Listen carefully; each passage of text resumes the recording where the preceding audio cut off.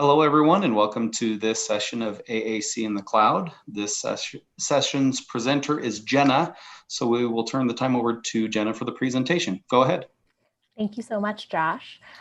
Hi there, my name is Jenna Rinaldi, and I'm a speech-language pathologist that's based out of New Hampshire.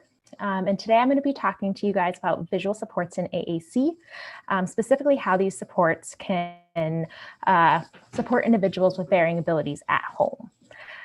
All right, let's get going. This is a bit of a different format for me. When I've done presentations before, they have been in person. So I'm trying to get used to this whole sitting down while presenting and whatnot. So bear with me a little bit if things are a little rocky. As I said, my name is Jenna. I am an SLP that lives in Southern New Hampshire. I work for Gray Consulting and Therapy out of Hampstead, New Hampshire, and we serve school districts within Southern New Hampshire and Northern Massachusetts with AAC and AT needs. And my focus has always been on AAC and AT overall, and primarily within schools. So at Gray Consulting, we also offer assistance with speech and language therapy, evaluations, pragmatic evaluations, executive functioning therapy, as well as some professional development and systemic work. So let me see. So previously, I did work for a private school with children who have autism, and I've worked at evaluation centers before in terms of giving evaluations for AAC and assistive technology. And obviously, I probably have some good experience with some direct speech therapy, especially now that we've gone remote. Some quick disclosures. So I'm not an employee of and do not have a financial relationship with any of the companies that I've mentioned within my presentation, including their products, tests, or speech generating devices discussed. All right. So I was hoping to figure out who we have here with us today. I'm figuring and hoping for a lot of parents and caregivers, some teachers maybe, and SLPs, other BCBAs and OTs, and general AAC nerds. I feel like a lot of those might be lingering in our midst right now. But please let us know in the chat who we have here with us, and I can do my best to focus this presentation on things that are going to be helpful for you guys overall. And I'm hoping you guys will get a lot out of it in terms of how you can incorporate visual supports across different environments and not just even in the home. All right, let's see. Okay, so this is one of my favorite people on the planet. This is my little brother, Jacob. So Jacob is 13 years old. He is cool as anything. He loves pizza. He loves swimming, and he loves his iPad, which I feel like is just a very typical teenager-y thing to do. He also has autism. And so he's been going to a specialized school in Massachusetts now for almost a year. And before that, he was in my parents' public school district where they lived. And he is very socially motivated overall, especially with familiar adults and his family members, but he does have a lot of struggles, especially with following verbal directions, learning new tasks and routines, and discussing past events. And so when I was putting together this presentation, I was trying to kind of apply my clinical knowledge while also drawing in some of my experience as being a sibling of someone who has a disability and has benefited from visual supports. And so as we go through, you'll hear me talk about Jacob and some things that I think have worked well for him and some things that his school has implemented. I cannot claim to have done a ton of visual supports with him other than the fact that his school team and outside BCBAs have always been so supportive of my family. And so I just help with the implementation, which is fun. And also just another thing, Jacob does not use any AAC. He is a verbal communicator, but a lot of things we talk about can be used with kids who are verbal and also those who use AAC devices or low-tech systems. All right, so how can visual supports help Jacob with these struggles that I discussed? So overall, visual supports help with language development, comprehension, and formulation. So if you think about a visual, that is something that is long lasting and always there. So if I verbally say, first we're gonna go to the mall and then we're gonna go home, After I say that message, it disappears from the world. It's nowhere to be seen again. And I would just have to keep repeating myself. But if I pair that with a visual that allows students and children to process my information, get context from that visual, while also using it as a reference at a later point. So it's really helping with that comprehension piece. It also helps to make abstract concepts more concrete. And I find especially with time concepts. So in explaining, especially during this very strange time with remote learning, my brother is very questioning. He's saying, I want to go to school. When are we going to go to school? And it's talking about using visuals to say, all right, school's not an option right now because things are closed. When they open, we can go, and providing visual supports for that and make that concept more tangible and easier to understand. Visual supports also help with establishing routines and structure. So it works on that scheduling piece, students being able to self-monitor themselves, saying, okay, did I complete this task and can move on to another thing? Do I still have other steps I need to do? And it also helps with transitions between different activities. So these transitions can be sometimes tricky for individuals, especially depending what they might be for. So if they're going to a non-preferred activity, by providing a visual, you're setting up the expectations about what's going to happen. And also a really big one that I've found with my brother is it reduces anxiety. And so he has some things that he definitely are more triggers than others. For example, he always wants to know when my parents are going to be home. And so if I'm babysitting him, it's something like, when's mama going to be home? When's mama going to be home? I have to kind of give him some more visual supports to show him like, this is the amount of time, or this is after this activity, to help reduce that anxiety and chill him out a little bit. Awesome. All right, let's keep going. All right. So what are visual supports overall? So visual supports are photographs, drawings, objects, written words, or lists that can be used to support overall instruction, organization, and expression. So in terms of instruction, we use visual supports to adapt lessons and other instructions within a lesson. And we can also use social stories to teach new concepts. Organization, we might rely on timers or schedules to help students organize their thoughts and organize where they need to be in those different time concepts, and also as reminders. So did you do this? Did you not do this? What is next within your activities? And also expression. So the expression piece is helping them formulate language and also engage socially and appropriately. And we're going to go into all these areas throughout the PowerPoint. Just so you guys know, I did send my slides in just about half hour, 45 minutes ago.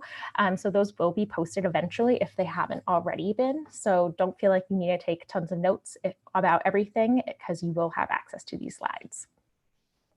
All right, let's see. And also one more thing about this slide is that I feel like sometimes people forget that visual supports don't always have to be pictures. A visual support can be a written word or list. It just has to have some sort of visual component. And how you're going to pick your visual supports for your students is going to be based on their ability level and what's going to fit them the best. Awesome. So now we have instruction support. So this was that first component we were talking about. So instruction support is incorporating directions with visuals to give, to adapt lessons.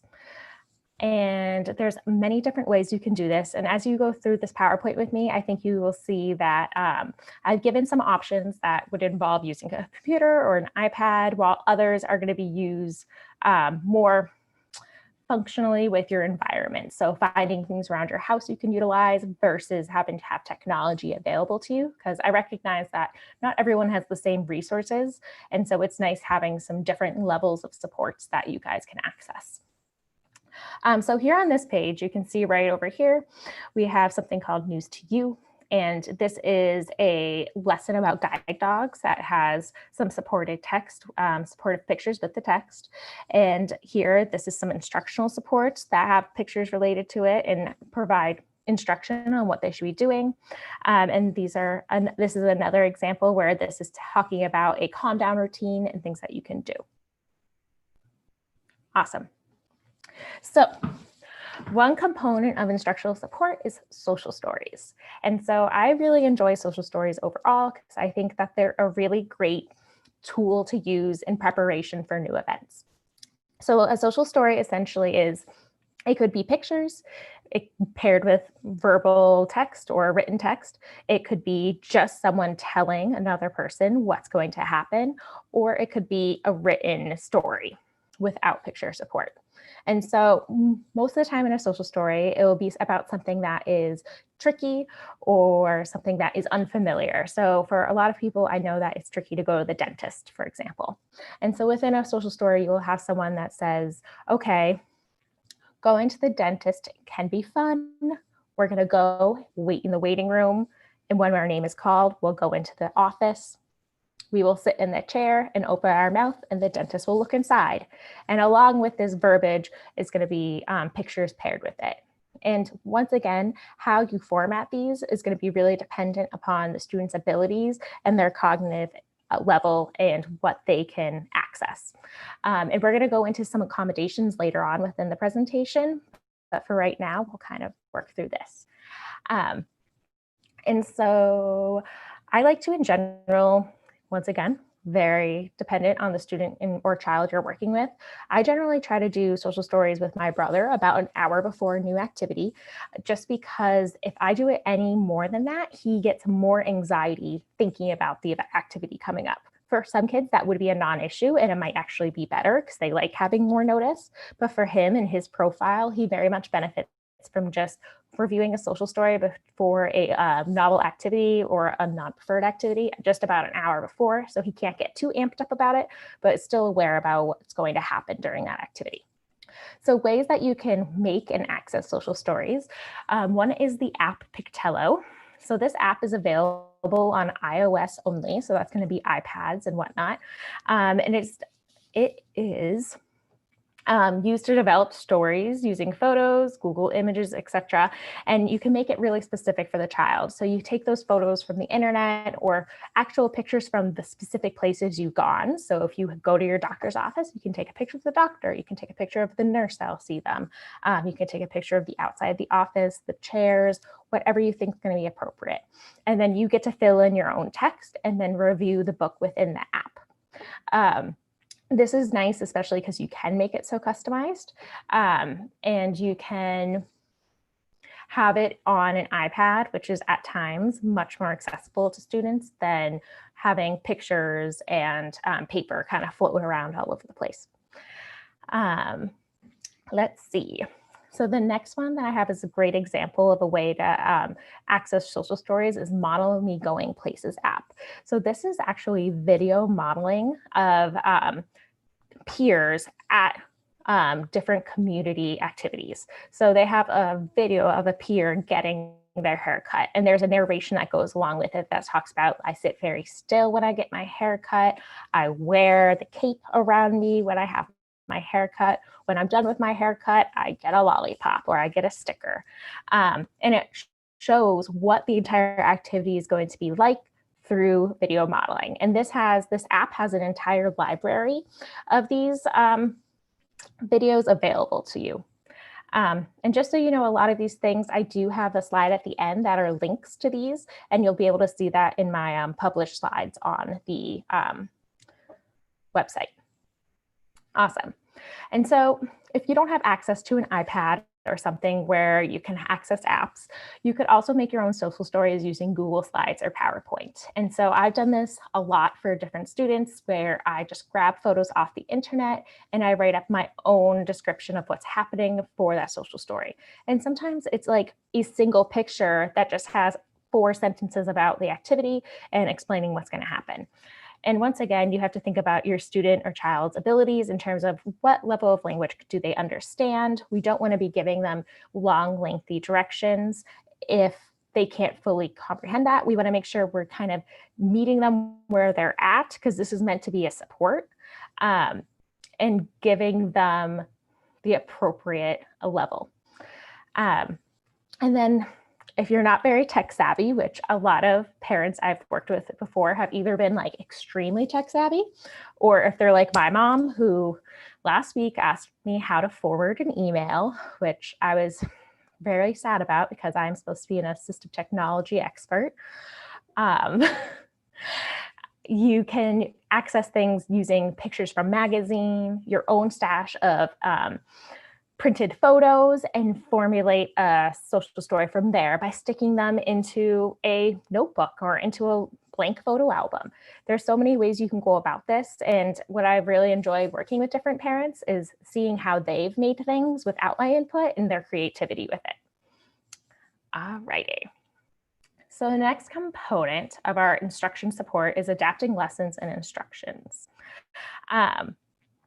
So some things that we can think about in terms of adapting lessons and instructions is, what is the actual goal of the lesson? Is the goal going to be reading? Is it understanding the material to answer questions?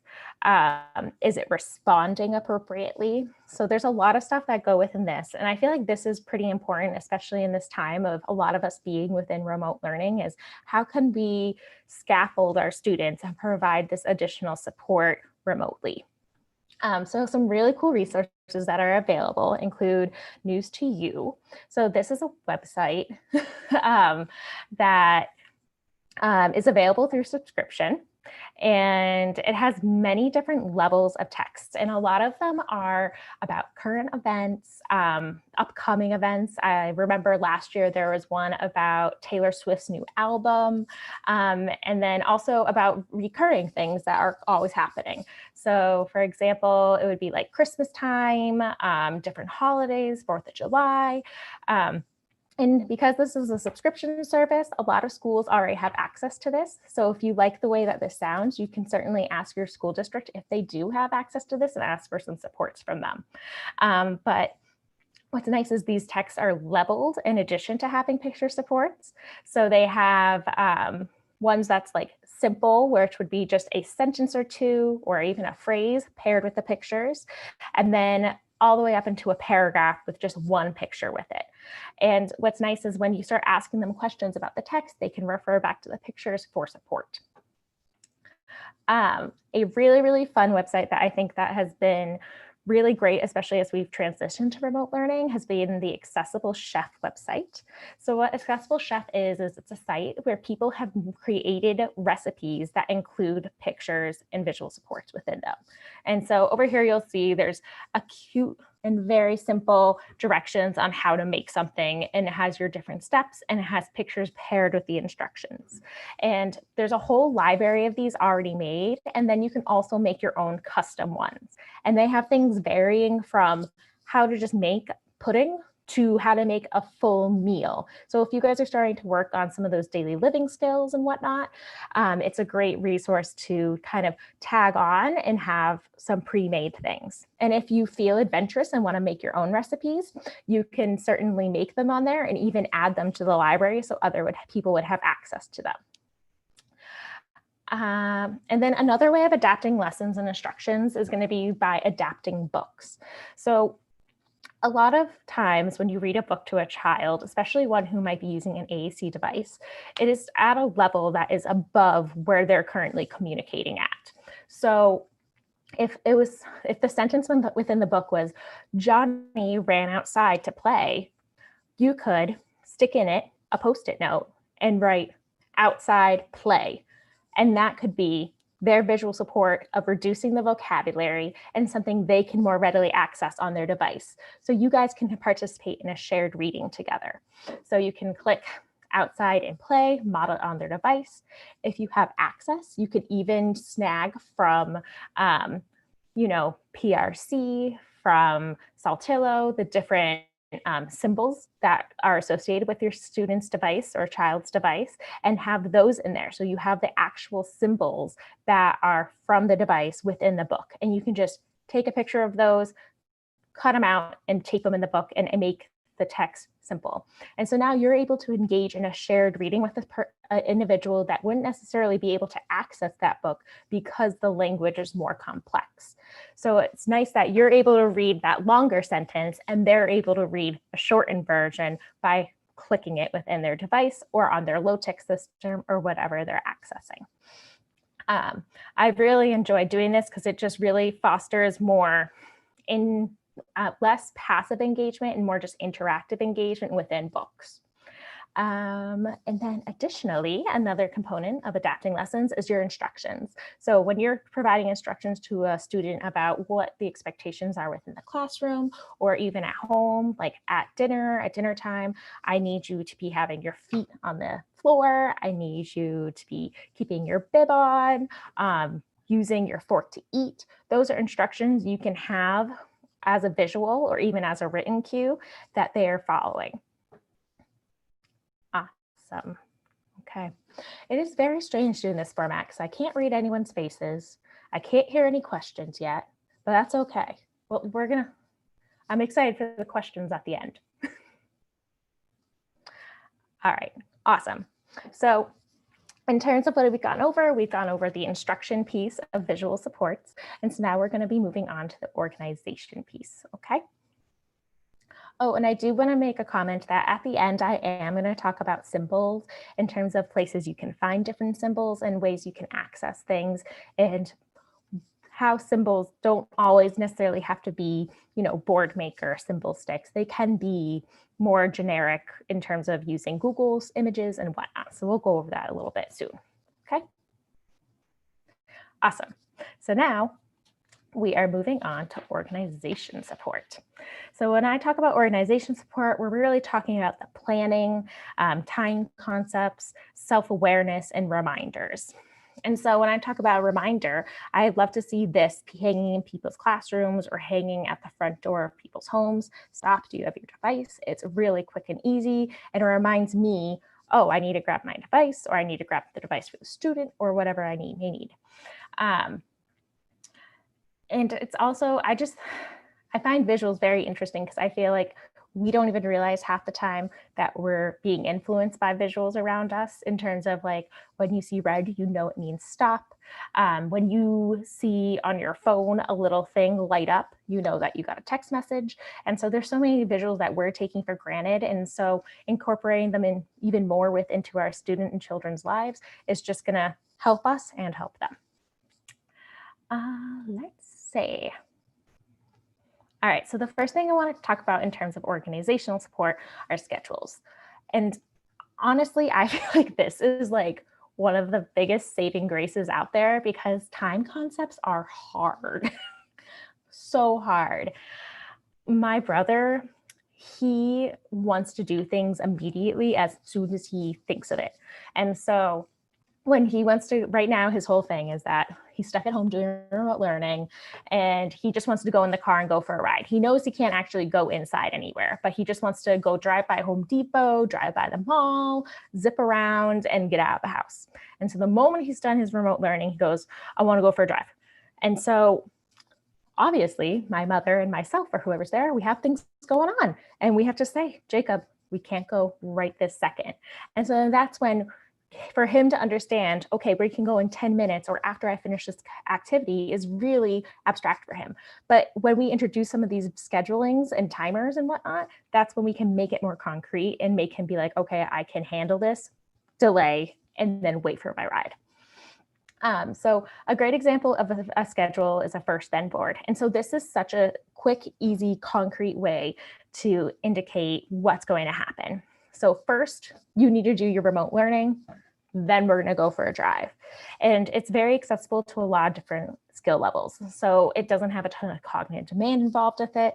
And you can do it pretty much with anything. You can make a paper version, you could do it on a whiteboard. I've done this just by presenting like objects at times. So like, first, we're going to do these math bears, and then we're going to do iPad, and you show the two objects. So there's just so many ways that you can incorporate first then, and it just makes it so concrete and has it just be a small increment of time. Something for those of you who are looking for a high-tech solution, because everyone wants to know about the apps and whatnot, there's the ChoiceWorks app. So ChoiceWorks is an app that includes first and concepts and in a larger scale than what is viewed here. So it generally will have multiple items where it's like, did you do this? Let's move it over. Did you do this? Let's move it over. Did you do this? Let's move it over. You're completed. You did your 3 things. Awesome. You can have your break or whatever you're working for. There's also other components to it where you can save different routines within it. So if you always have the same bedtime routine, always the same morning routine, I know a lot of like teams do morning meeting. You could have that in there in terms of like, did we do calendar? Yes. Did we talk about the weather? Yes. Did we do this? Yes. And now it's already time for us to move on to our next activity. This is once again a subscription service and it's available on the iPad. And this also I find is really good for those smaller increments in times in like a daily schedule versus it doesn't necessarily always foster to having it be a extended schedule. So when talking about concepts about things that are super far away, such as a vacation, a lot of times using an adapted calendar is what's really going to be great for your student or your child. It could be a weekly one. It could be a monthly one. It really depends on, once again, your child's abilities and what is going to be best for them in terms of their understanding of things. So as you see here, this just shows the student, these days I go to school. On Tuesdays, I go swimming, and on Thursdays, I have horseback riding after school. And then on the weekends, I'm at home. Very concrete, very discreet. And there's just so many ways to do these things that I can't always go into all the details of how you can put it into practice.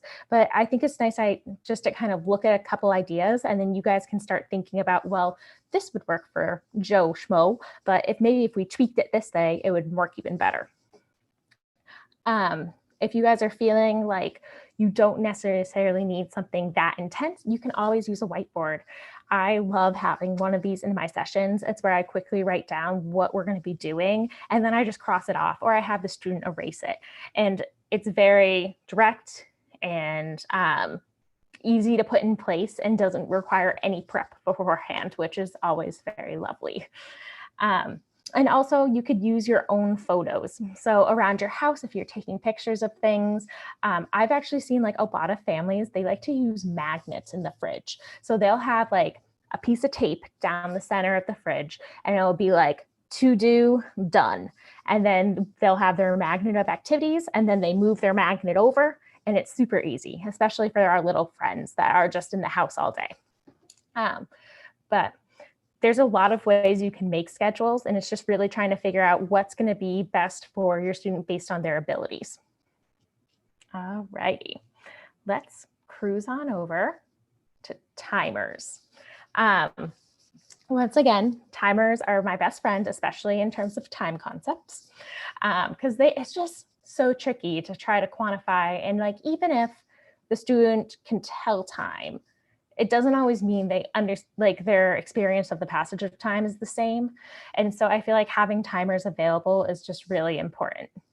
And so there's a million visual timer apps available within the app stores for iOS and Android. So I just encourage you guys to look and see what's available on there. I know the newer iPhone and iOS update, I believe now that is a visual timer. So you can even pull out your phone timer and use that just to indicate how much time is left. And I always love this, like Jacob car ride. Sometimes what we need to do is say, all right, you're demanding this. I'm going to say you have to wait 3 minutes and then we can go for a car ride. So I set a timer for 3 minutes, it goes off and we're out the door. And it just helps to kind of put a delay on the demand he's making and be like, I'm in control because I'm your big sister. And then, but still get him to reach what he wants. Kitchen timers are great and low cost. And once again, just really help students and children understand what's happening in their environment and provide that additional support. And can also reduce a lot of anxiety about when are things going to happen. working in a school, I remember we had a student that was very anxious about the fire alarm going off. So what we would do is an hour before it was going to go off, we would set the timer and he would know, okay, when this goes off, that means it's going to be time to go outside. And it helped him be able to monitor that. Could be a little distracting, but it was helpful for him so that he could be self-aware of what's going on. Awesome. We're doing great.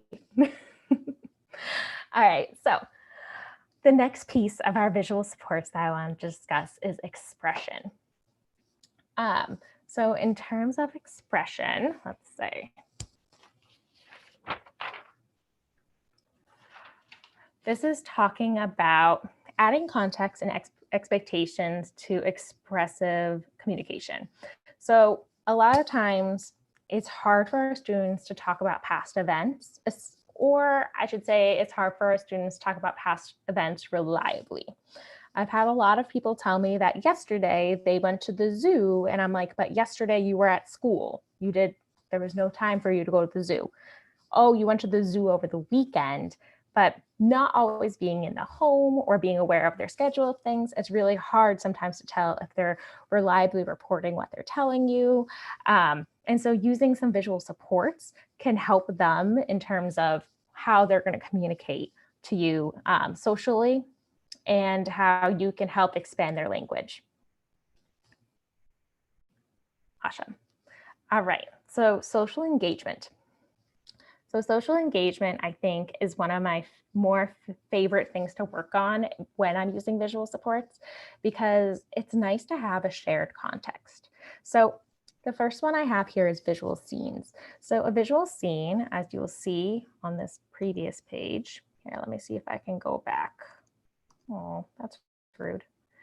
But on a visual scene, typically you have a single picture, and then around it, you'll have some talking points that a student can use. This could be on a static board. This could be on a touch chat user, on a Proloquo Go user. And then you guys can talk about what happened in that activity together.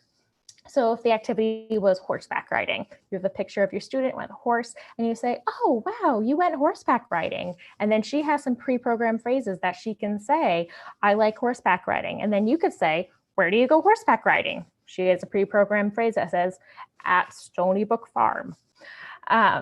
And it just fosters that engagement and reciprocal communication and reduces some of the load of having to generate new sentences. And there's also a shared interest, and you guys are talking around a single thing, where sometimes when you're trying to engage in a conversation with students, they're having issues attending to what you're saying, and then they lose track of the conversation. So if you have a shared topic in terms of a visual, that really helps you guys stay with it and have a more meaningful connection. I also just love photo albums. So right here, I made this masterpiece for my brother, Jacob. So over the last, he's 13, I guess, 8 years or so, every 2 years or so, I would make him a new photo album that is a collection of photos from the previous 2 years of things we've done. And he loves to bring these out and talk to us about them. Even ones that are from when he's like 5 years old. And I'm like, how do you remember that? I don't even remember that. He gives you really good details about it because it has a memory associated with it. And also there's that visual component to it. And I feel like a ton of people just have a lot of photo albums that they could look through with their students and kids and talk about what's going on. And so like with this one, we would talk about like, oh, our dog Pony with us camping. It was so fun. And then he would talk about how he went kayaking with my brother and like going swimming. And it makes it so that you guys are working on recalling past events, and you're also having meaningful conversation around a single subject.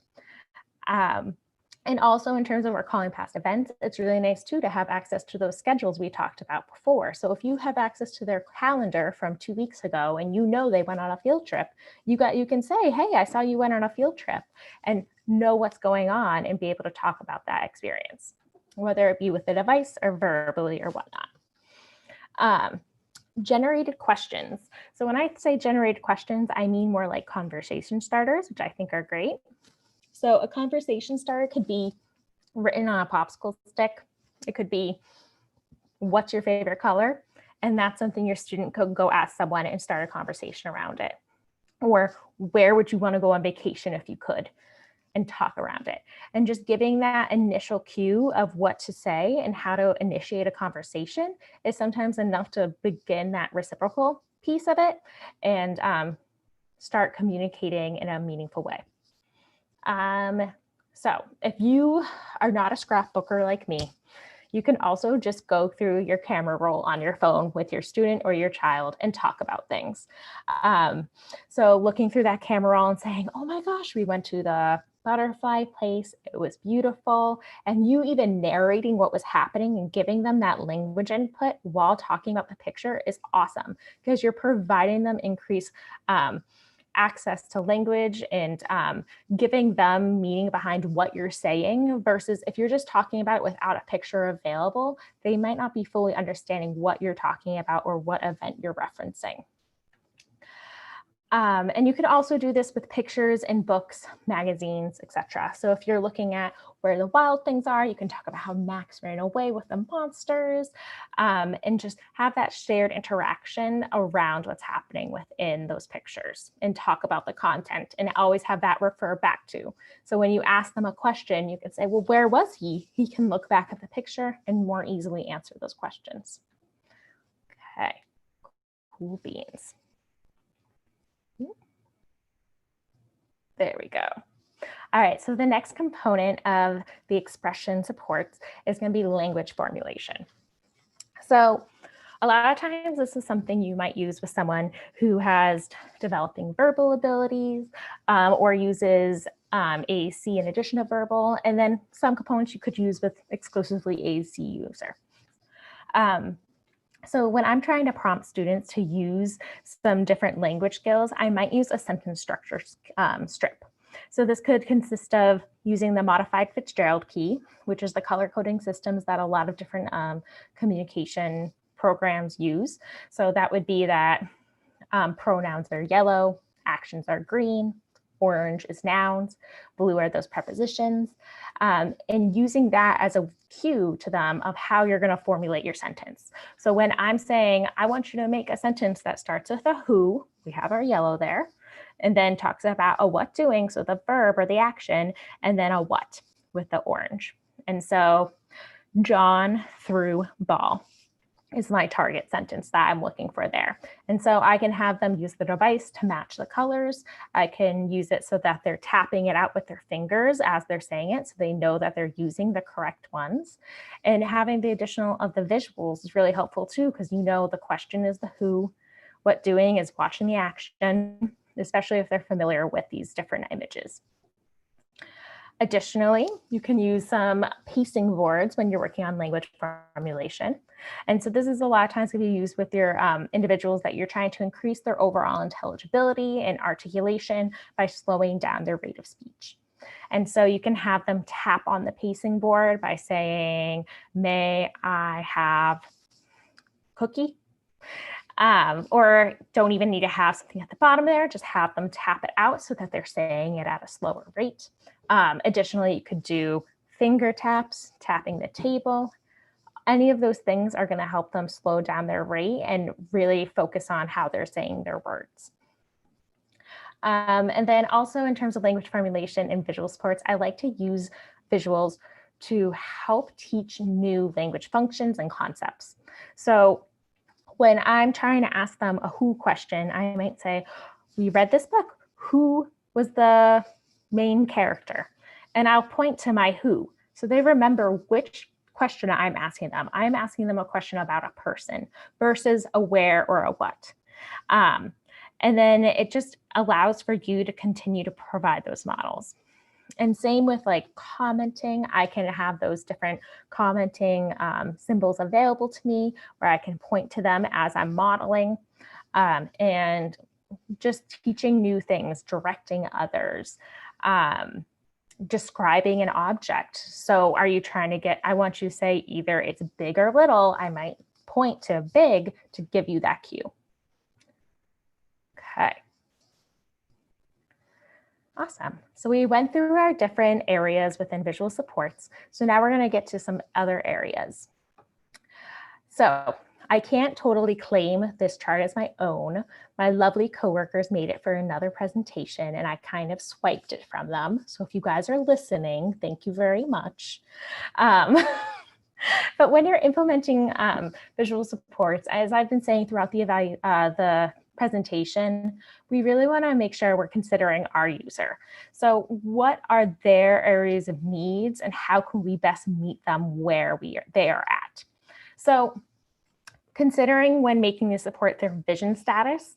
So this is going to be thinking about, well, what should the support look like? What's the visual complexity of it? Is it high contrast? Size? These are things that are going to be important if we have students that have visual impairments, that have cortical visual impairment, any sort of concerns with their vision overall. I might decide to use larger icons versus smaller icons.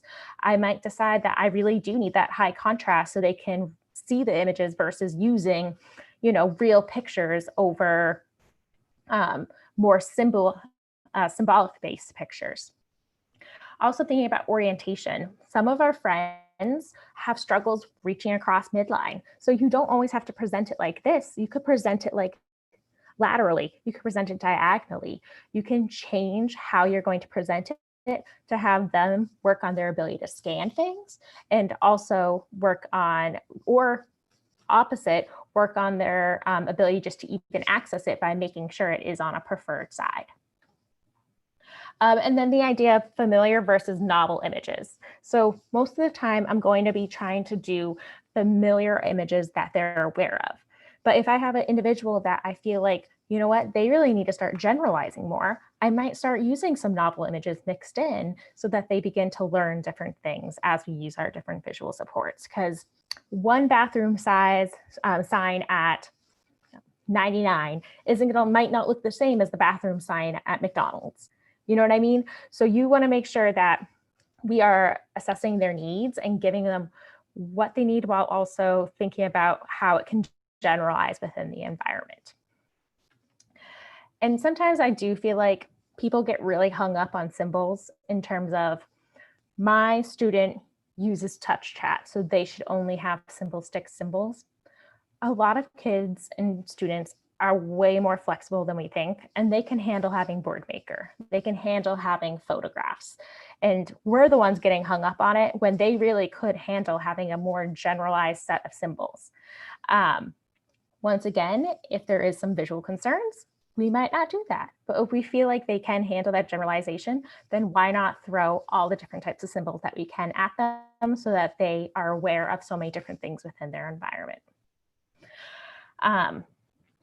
So physical. So how are they going to be manipulating these things? Are we going to give them a static board, which would be something that they would just point at the image or that we are just showing them? Or are we going to have something removable where we could draw their attention to it by removing it from the Velcro, or they can reach and grab and move it over themselves? What are their physical abilities in terms of, are they able to grasp or are they only able to point? Also paper versus electronic. So a lot of individuals that have more physical impairments might benefit from electronic just because it is easier to access at times. And paper, but also paper at the same time can be very accessible. And once again, it's really up to what you have access to and how we can best make it fit for the student. And assisted versus independent. So do they need me to be the one manipulating the visual support, or are they going to be able to be the one that moves it over themselves? And if they can't move it over themselves, could they independently point? Because I would much rather them be independent engaging with the individual, with the visual, versus me having to insert myself within the process. All right, and then language. So language talks about understanding what it means. So we want to know that they are familiar with how we're talking about it, especially within like those social stories. So if I'm trying to explain something like COVID-19, I'm not going to necessarily say like it is a virus that attacks the lungs. I'm going to say something along the lines of like, there are germs. We can't go near our friends. Something very familiar and common and easy to understand versus high verbiage. And so that goes along with using familiar language. Make sure your wording of directions is very succinct and not overtly wordy. We want to make sure that we're being direct about the expectation. And then you always want to pair your language with the visual, because we want to provide that dual input of the verbal paired with the visual, so they're able to see it and hear it. Because a lot of our learners, they have a lot more strengths in visual memory versus their auditory. And so if we compare them, we're kind of just playing off their strength. And then we have the cognitive piece. And so understanding what to do. So in terms of completing the task, will they understand that them saying the task is over is them moving it over from one side of the schedule to the other? Will they understand it's pointing? And so we want to do our best to be consistent in format, especially with our individuals that have more cognitive impairments than others, and establish the expectations of how we're going to do it, when we're going to do it, and what's next. Providing that repeated exposure and practice at the beginning, you're most likely going to be doing a good amount of modeling and showing them how to use the visual support, and then fading back as appropriate.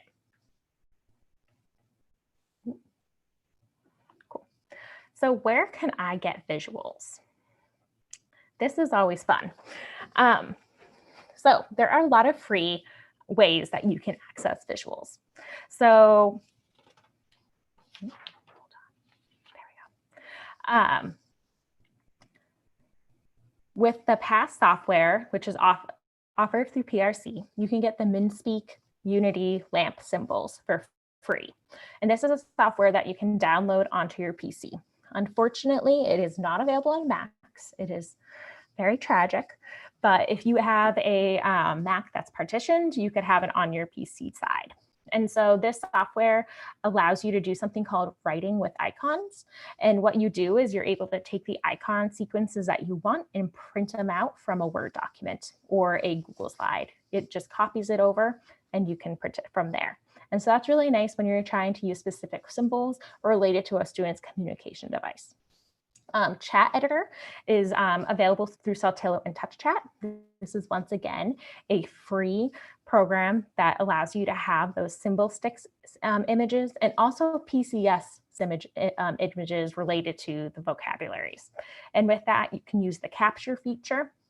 And when you're within the capture feature, you can copy the symbols that you've inputted and put them into another document to print out. Once again, really great. Once again, only on PC. I really want them to put it on Mac, believe me. Additionally, there is Lesson Picks and Boardmaker Online. So these are both available through, I believe, a subscription. You do have to pay for them. Boardmaker Online is something that a lot of people are aware of. They have those PCS symbols that are very familiar to others. And then Lesson Picks is also another option. And for those that are families at home, I'm not really expecting you to use all those things. You can use Google Images. It's okay. You can use your camera roll. That's free too. You can cut it out from catalogs, magazines, old books, whatever you have access to, you can steal from. And just making sure that you are taking into consideration like how your child or student's going to access it is important, but you do have a lot of resources of ways you can get things for free. Let's see. And then a couple quick tech tips. So I am the queen of cut and paste, and I have to know how to do it on every single type of computer I have, because sometimes I just copy and paste doesn't work. I really need to be able to do that snipping piece.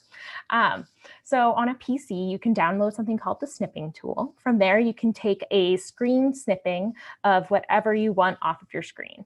And so this is really nice when you're making different visuals, if you just want a component of something, and it's free to download. On a Mac, you can also hit Shift-Command-4, and that's going to enable you to do a screen capture and cut out what you want from your screen to be copied into another document. And then on iPad, iPhone, and Androids, you can use your screenshot feature. I am not an Android person, and I feel like every single Android's a little different, so I'm not sure how they do it on there, but I know it's a capability. Where on iPhones and iPads, you would use the power button and either the down volume button or the home button to make a screenshot. Alrighty. So now we are on to our questions. And I did good for time. It's exactly 4:50. You did great. Do you want people to post the questions in Slack? I'm assuming, because obviously they can't join the conversation here. That's fine. They can post in Slack. Do you mind reading them to me?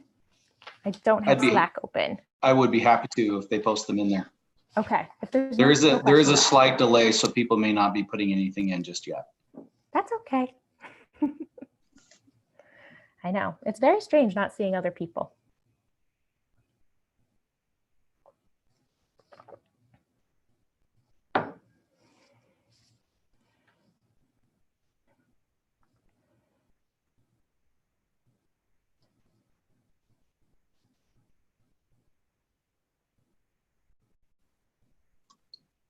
Okay, Jenna, the question, as you've been working remotely, did you supply each family with a visual packet of things? And then the other part of that question, is there a way that you found meets those families' needs? It really depends on the family. So I have, for a couple of my families, started making some visual schedules for them. At the beginning of this, my company actually made a really nice resource that's available on our website, where it has very generic daily schedules, and I've sent those on to my families and kind of touched base with them on how I can customize it. And what was the second part of the question? I'm sorry.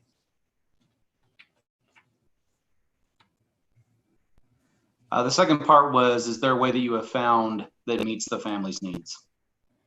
I feel like what I've been finding is that email is my best friend, and also trying to work, because I like to try, especially because my role is generally as a consultant, I like to try to put a lot of responsibility within the families to make what's going to work for them. So I might send them a sample and say, this is going to work for this activity. Once you get used to it, you should move forward with making your own, and send them a template. Thank you for your question.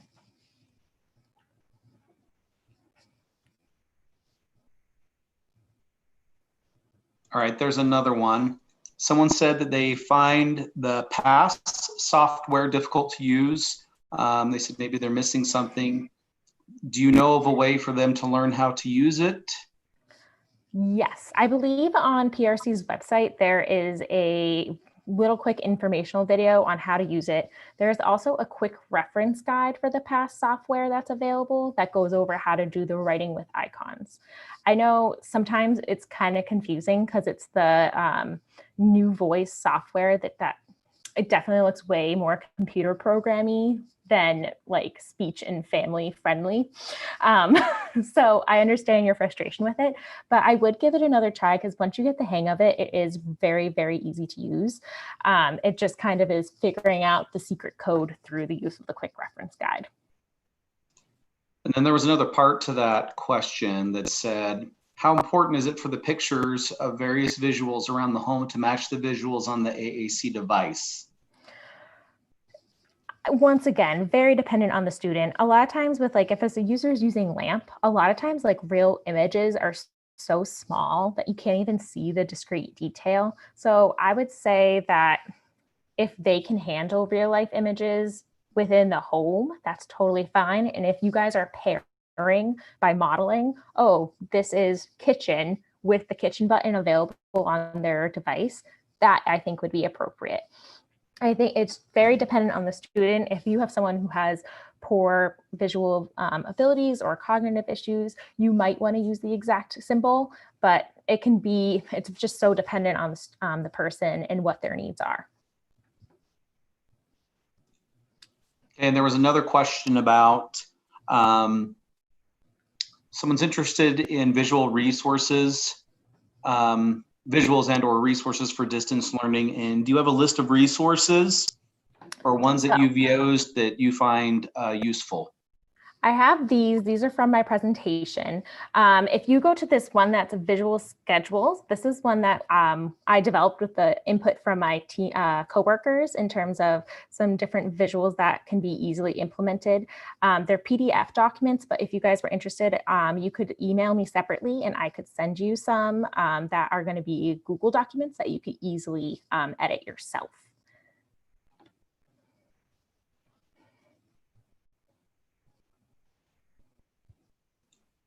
And it looks like there's a couple more here, just a second. Free resources for CBI. You just mentioned some of the resources that are available. Someone posted that you can use Chat Editor for creating visuals for lamp words. Yeah. I think I'm not seeing anything else right now. Okay, well, this is my send off. This is Jacob trying to wear his mask. It's a work in progress. It normally starts on his head and then slowly makes it to the front of his face. And then the moment we're inside the store, he takes it off. So I hope everyone is staying safe out there. If you have any questions, my email is included on this slide, and you will also find it on the slides that are going to be uploaded to the website. And I am available to send some resources if you guys have specific questions. And yeah, it was really great presenting here. Awesome. Thank you, Jenna. We really appreciate your time today. We want to thank everyone for attending this session of AAC in the Cloud and encourage you to look at some of the other sessions that will be available shortly.